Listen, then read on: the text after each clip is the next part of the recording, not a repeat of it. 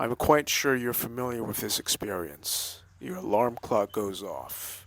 You cannot be bothered. You turn that crap off, you throw your phone across the room or your alarm clock, and you go right back to sleep.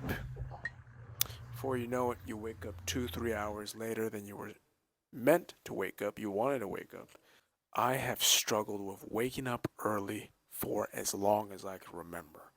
As a kid, going to college, waking up early has always been super hard for me to do. And I finally got a morning process once I read the book, The Miracle Morning by Hal Elrod. Now, this book shifted, it really gave me the keys to waking up early.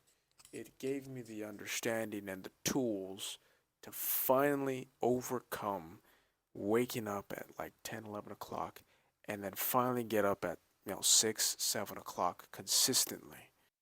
In this video, I will be discussing the principles and the ideas in that book so that you can finally stop sleeping in and start waking up early.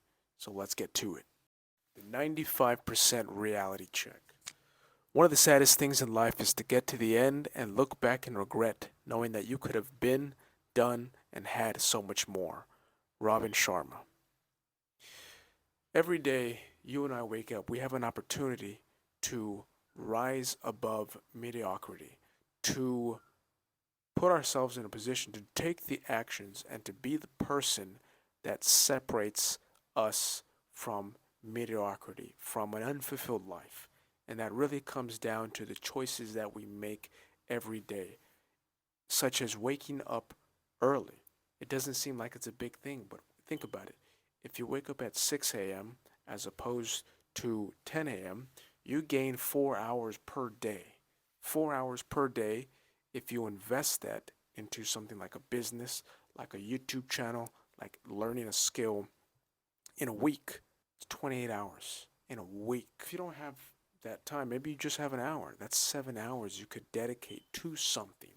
So we have the power in our hands to make the right choices on a daily basis. Here's a statistic. According to Social Security Administration, if you take 100 people at the start of their working career and you follow them till they retire, one of them will be wealthy, four of them will be financially secure, five of them will still be working, not because they want to work, because they have to work to survive. 36 of them will be dead. 54 of them will be they'll be dependent on family, friends, and the government. So 1 in 100 become wealthy. Think about that. Now, the question that we have to ask ourselves with this statistic is what can we do now to ensure that we don't end up like the 95% majority will?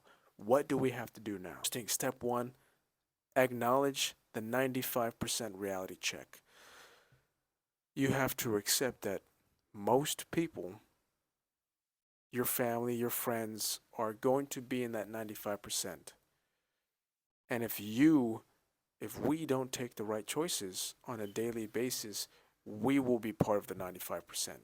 So it comes down to remembering, constantly reminding ourselves that if we don't take the right actions, we will end up in that majority category. Step number 2, identify the causes of mediocrity. So, first one is going to be rear view mirror syndrome. This is essentially the belief that you can't see yourself becoming more, becoming someone successful, become someone who can achieve things because you haven't done it before. You believe that your past defines you and your past limits you. If you haven't done something before, you can't do it. That is a wrong mentality to have. You haven't done something before doesn't mean you can't do something in the future. You can achieve, be anything that you want in the future, but you have to do the right things now. Because what we do now reaps what we become in the future, what we attain in the future. So you have to let go of the limiting belief that just because you haven't done something doesn't mean it can't happen. Next, to isolating incidents. Now, this is the belief that the choices that we make don't really matter. Like the little things we do, for example, sleeping in. You think that, oh, I can sleep in until 10, 11 o'clock. It's not a big deal. It is a big deal. Because if you do that for a year, 2 years, 5 years, 10 years, you have lost so much time that you could have invested into learning, into skill acquisition, into building a business. Isolating incidents is a false belief. There's not all of these occurrences are not isolated in their own bubble. Everything affects everything else. So you have to get rid of those two beliefs. All right, let's get to the wake up strategy. So, the 5 step snooze proof wake up strategy by How. So, How presents the acronym WUML, Wake Up Motivation Level.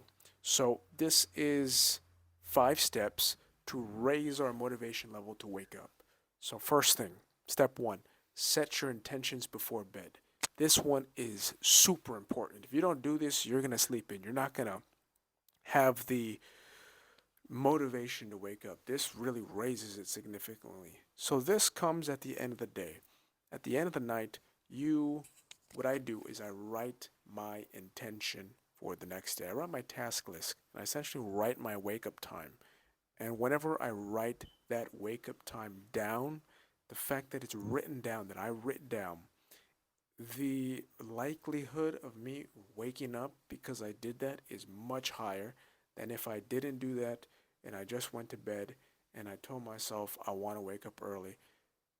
The chances are much lower that way. So set your intentions before you go to bed.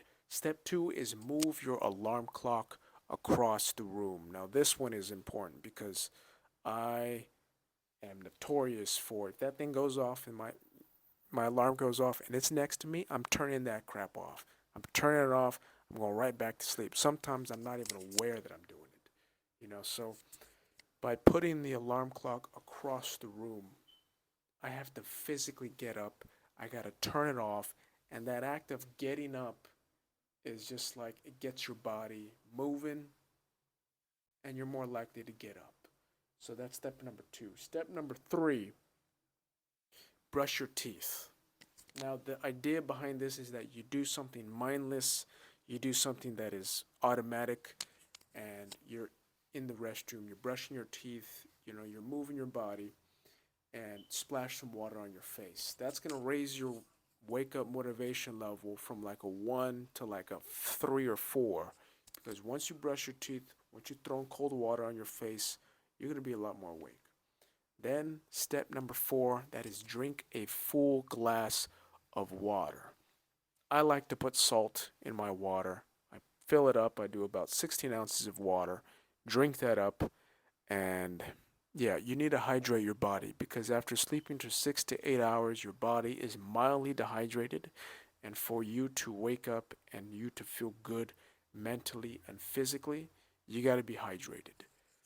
And step number 5, get dressed in your workout clothes. This is essentially just changing your attire from what you were sleeping with so that, because if you say you're still wearing your robe or whatever, you're going to be still in that sleep mode. When you change your clothes, it's like some sort of identity shift where you tell yourself, okay, I'm serious now. Now I got to do stuff. Section 3, life savers. 6 practices to optimize your day. Now, first, S, silence. This refers to taking time to be still, to be with yourself, and not have distractions around you, not thinking about all the things you have to do during the day. Take that time to be present. What I do is I sit down, I do a breath awareness meditation for 10 minutes where I just focus on my breathing. You can do prayer, you can do yoga, you could do whatever sort of spiritual or meditative practice that you want to do that works for you. The idea is just time with yourself, silence. Next, A, affirmations. Now, your self talk has a huge influence on your success and your mental health. The way that you speak to yourself is either empowering you or disempowering you. So, affirmations, a good thing that I like to do is I like to write down a few affirmation or few quotes that I like, and I will read them. Read about three quotes, choose about three. Read the quotes, think about the quotes, think about their meaning, think about their impact, how you can apply those quotes. You're basically just contemplating the quotes. You read them over and over again. You really want to burn a few quotes into your mind, ones that you really resonate with. These will highly help you just feel more motivated, more inspired. So that's affirmations. Next is going to be visualization. Now, visualization is the practice of creating mental images, usually positive in your mind, of what you want to attain. Bless me.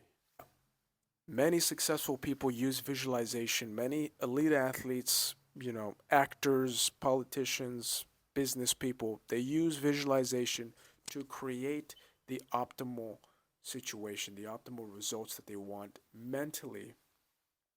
And they do this from doing this visualization, they get those positive feelings of what they want to achieve, and they feel more motivated to go out and to accomplish that thing. So, a simple practice you can do of visualization is just visualize your day, going about your day, your daily tasks in a positive manner, in a manner that is you're effective, a manner that you're doing things well, and that everything is going smoothly, or that you visualize yourself calm, collected, able to deal with things, even stressful situations. So visualization is a powerful tool for really reinforcing a positive self-image about yourself. Okay, next is going to be exercise. E for exercise. So if you don't make time for exercise, you're probably going to have to make time for illness. So morning exercise should be a staple in your daily routine. So for this exercise, you could do anything that you want to do. You could do cardio, you could do some weights, you could do some stretching. I do a little bit of everything.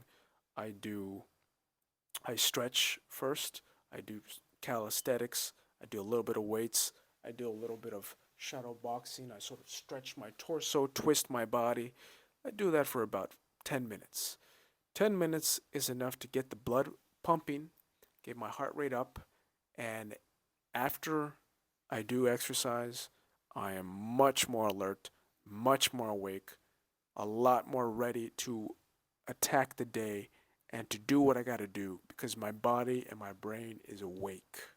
Reading is to the mind what exercise is to the body and what prayer is to the soul. Reading is a habit that has changed my life dramatically. Reading has exposed me to so many valuable ideas that I've incorporated in my life. For example, the miracle morning, like I'm talking about right now. It's because of this book that I really got the strategies to finally overcome waking up later, like actually waking up early. I read about 30 pages a day, I aim for. You could read 5 pages a day. But you want to read something. You want to read a little bit every day. Because say you read 10 pages a day.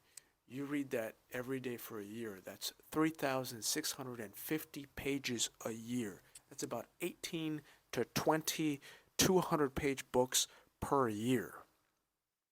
Think about it. If you read 20 books in 1 year, 5 personal development books, 5 fitness books, 5 psychology books, a few finance books, would your life change? I would argue yes. I would say your life would change dramatically because you would have so much more information that you can apply to your life to make positive changes to your life. Next, scribing, aka writing. Writing is a fantastic habit for developing more self awareness. Writing really helps you get your ideas, your thoughts down on paper. It's helped me dramatically in terms of planning and creating content, having ideas. Writing really helps me get them out and organize them. So there's many different journal prompts you can use. There's gratitude, you could do tasks, you could just do reflections, and yeah, there's infinite. There's thousands of things you could do with journaling. It's a fantastic habit. It really brings structure and order to your thinking process.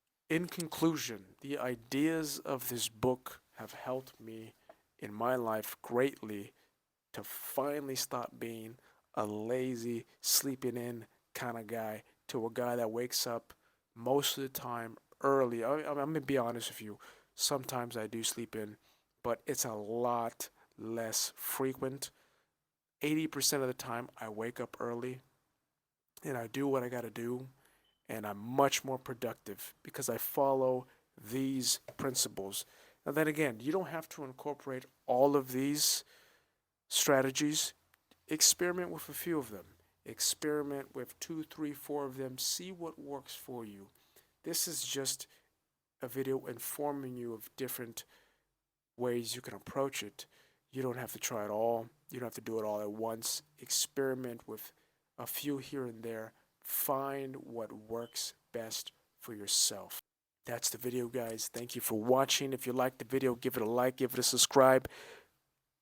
More content on the way. Have a fantastic day.